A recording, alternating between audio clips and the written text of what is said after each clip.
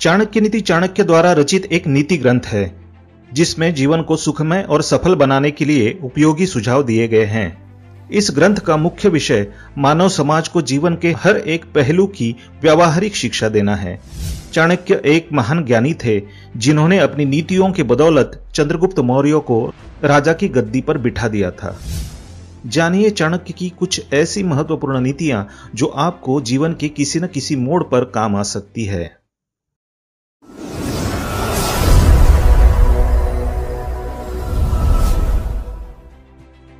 नमस्कार दोस्तों, स्वागत है आप सभी का एक बार फिर से।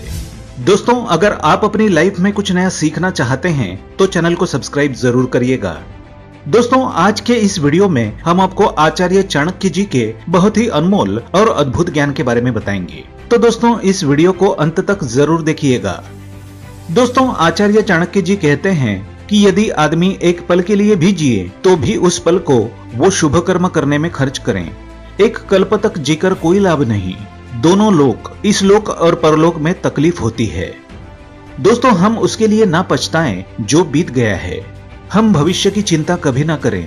विवेक बुद्धि रखने वाले लोग केवल वर्तमान में ही जीते हैं।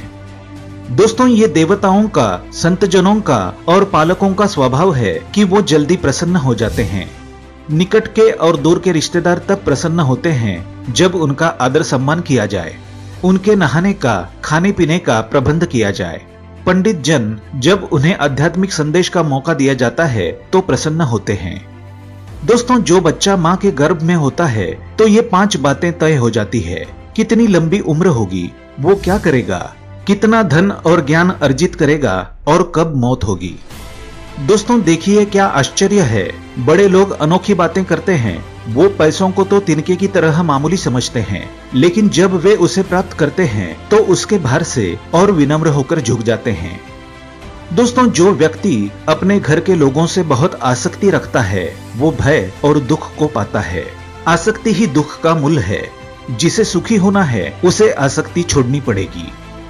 आचार्य चाणक्य जी कहते हैं कि जो भविष्य के लिए तैयार है और जो किसी भी परिस्थिति को चतुराई से निपटाता है वे दोनों व्यक्ति सुखी है। लेकिन जो आदमी सिर्फ नसीब के सहारे चलता है वो बर्बाद हो जाता है। दोस्तों, आगे चाणक्य जी ने बताया है कि यदि राजा पुण्यात्मा है तो प्रजा भी वैसी ही होती है। यदि राजा पापी है तो प्रजा भी पापी होगी।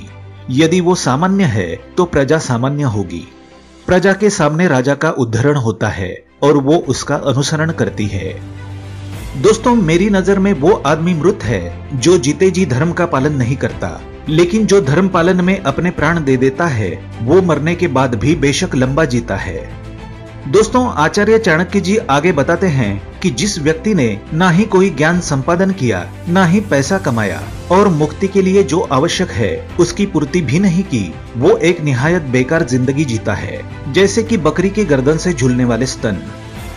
दोस्तों, जो नीच लोग होते हैं और दूसरे की कीर्ति को देखकर जलते हैं वो दूसरों के बारे में अपशब्द कहते हैं क्योंकि उनके कुछ करने की औकात ही नहीं होती है। यदि विषय बहुत प्रिय है तो वो बंधन में डालते हैं। विषय सुख की अनासक्ति से मुक्ति की और गति होती है। इसलिए मुक्ति या बंधन का मूल मन ही है। दोस्तों, जो आत्मस्वरूप का बोध होने से खुद को शरीर नहीं मानता वो हरदम समाधि में ही रहता है, भले ही उसका शरीर कहीं भी चला जाए। दोस्तों, किसको सब सुख प्राप्त हुए जिसकी कामना की? सब कुछ भगवान के हाथ में है, इसलिए हमें संतोष में जीना चाहिए। दोस्तों, जिस प्रकार एक गाय का बछड़ा हजारों गायों में अपनी माँ के पीछे चलता है, उसी तरह कर्म आदमी के पीछे चलते हैं। दोस्तों, जिसके काम करने में कोई व्यवस्था नहीं उसे कोई सुख नहीं मिल सकता। लोगों के बीच या वन में लोगों से मिलने से उसका हृदय जलता है और वन में तो कोई सुविधा होती ही नहीं है। आचार्य चाणक्य जी बताते हैं, दोस्तों, यदि आदमी उपकरण का सहारा ले भूगर्भ से पानी निकाल सकता है, उसी तरह यदि विद्यार्थी अपने गुरु की सेवा करें तो गुरु के पास जो ज्ञान निधि है उसे प्राप्त कर सकता है। हमें अपने कर्म का फल मिलता है। हमारी बुद्धि पर इसके पहले हमने जो कर्म किए हैं उसका निशान है। इसलिए जो बुद्धिमान लोग हैं वो सोच विचार कर कर्म करते हैं। दोस्तों, चाणक्य जी बताते हैं कि जिस व्यक्ति ने आपको आध्यात्मिक महत्ता का एक अक्षर भी पढ़ाया है उसकी पूजा करनी चाहिए। जो ऐसे गुरु का सम्मान नहीं करता है वो 100 बार कुत्ते का जन्म लेता है और आखिर चांडाल बनता है। चांडाल वो है जो कुत्ता खाता है। दोस्तों, जब युग का अंत हो जाएगा तो मेरू पर्वत डिग जाएगा। जब कल्प का अंत होगा तो 7 समुद्र का पानी विचलित हो जाएगा, लेकिन साधु कभी भी अपने आध्यात्मिक मार्ग से नहीं डिगेगा। आचार्य चाणक्य जी बताते हैं कि धरती पर अन्न, जल और मीठे वचन ये असली रत्न है।